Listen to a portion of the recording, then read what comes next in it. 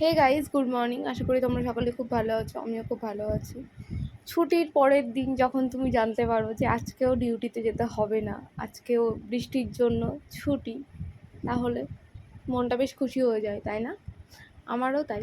সেদিনকে ছিল ঝড়ের দিন, যেদিনকে ঘুম থেকে ওঠার পরে আমাকে ফোন করে জানানো হয় পেশেন্ট কম এসেছে, আজকে আসতে হবে না। তো আমিও সেদিন হঠাৎ করেই আর একটা ছুটি পেয়ে যাই। তার আগের দিন আমার ছুটি ছিল অবশ্য, তাই জন্য আমি সারাদিন প্রজেক্ট ছিল, আমার এক্সাম চলছে, কিন্তু তবুও বাড়িতে ছিলাম অনেক দিন পর।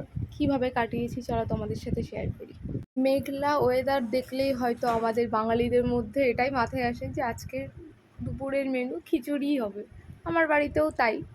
আমার ঘুম থেকে উঠতে অনেক দেরি হয়েছিল, দেখি মা খিচুড়ি বানিয়েছে। আমি বেসিক্যালি খিচুড়ি খেতে খুব একটা বেশি ভালোবাসি না, তবুও সবাই যখন খেয়েছে আমিও খেয়েছি। দেখি, তারপরে তো সারাদিন ভাই বেরোতে পারিনি, আর আমি আর আমার ভাই সারাদিন একসাথে থাকা মানে বাড়িতে ঝামেলা হবে না, এটা তো হতেই পারে না। ওকে বলো পাটা টিপে দিতে আমার। এই দে আলে চোর মারলি কেন?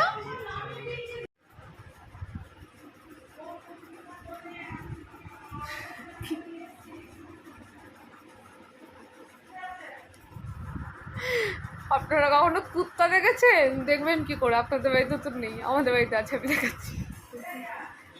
শুধু মানুষের মতন দেখতে, বিহেভিয়ার একদম নয়।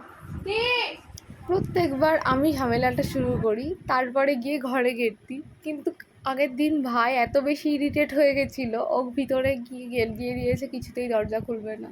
আমার মায়ের প্রত্যেক দিনের এক কথা, যখনই বাড়ি যাই, পাড়ার কোন ছেলে মেয়ে এরকম করে জানি না, কার বাড়িতে এরকম হয়, কিন্তু আমাদের বাড়িতে আমি আর আমার ভাই যতক্ষণ একসাথে থাকি, না থাকলেও ভালো লাগে না, যতক্ষণ থাকে ততক্ষণ এরকম মারামারি চলতে থাকে।